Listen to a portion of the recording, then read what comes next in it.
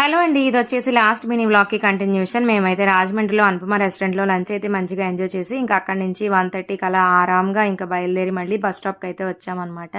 ఇంకా ఫుడ్ అంతా ఎలా ఉంది, ఏమేమి ఆర్డర్ చేసాము, ఎలా ఉంది ఏంటనే డీటెయిల్స్ అన్ని కూడా ఆ మినీ వ్లాగ్ లో షేర్ చేసా. ఇంట్రెస్ట్ ఉంటే చెక్ చేయండి.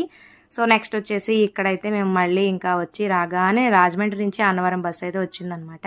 ఇంకా అప్పటికి మా హస్బెండ్ ఆలోచించారంట ఫుల్ క్రౌడెడ్గా ఉంది, ఎక్కువ మంది ఉన్నారని. బట్ నేనే అస్సలు ఆలోచించకుండా ఎక్కామని చెప్పాను అనమాట. కానీ చాలా ఇబ్బంది పడ్డాము. సీట్ అయితే దొరికింది కానీ బట్ చాలా సఫికేటింగ్గా అనిపించింది అనమాట. అసలు జర్నీ అంతా చాలా హెక్టిక్. ఫైనల్ ఈవినింగ్ 4:30కి అన్నవరం అయితే రీచ్ అయ్యాము. ఇంకా వచ్చిన తర్వాత ఫస్ట్ అయితే షుగర్ కేన్ జ్యూస్ తాగి రిఫ్రెష్ అయ్యామన్నమాట. చేతనికి ఈవినింగ్ స్నాక్ లా కూడా ఉంటుంది కదా అన్నట్టుగా. తర్వాత అయితే ఇంకా కొండపైకి వెళ్ళి ఆర్చ్ దగ్గరికి వచ్చి వెయిట్ చేస్తూ ఉంటే ఇంకా కొండపైకి వెళ్ళే బస్సులు ఉంటాయన్నమాట.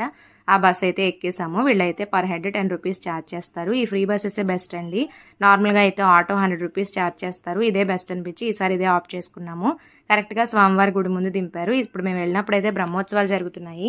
మొత్తం కొండపైన అంతా కూడా ఫుల్ క్రౌడెడ్గా ఉంది. అసలు ఏసీ రూమ్ దొరకడం కూడా ఇబ్బంది అయిందనమాట. కానీ ఒక పూజారి గారు వచ్చి ఏసీ రూమ్ ప్రీ బుక్ ఉందని చెప్పేసి ఇచ్చారు. స్వామివారే మా కోసం రూమ్ బుక్ చేసినట్టు అనిపించి చాలా హ్యాపీగా ఫీల్ అయ్యాము. ఫుల్ వీడియో లింక్ చాలా నేమ్ కింద ఇచ్చాను. ఇంట్రెస్ట్ ఉంటే చెక్ చేయండి. వీడియో నచ్చితే లైక్ చేయండి.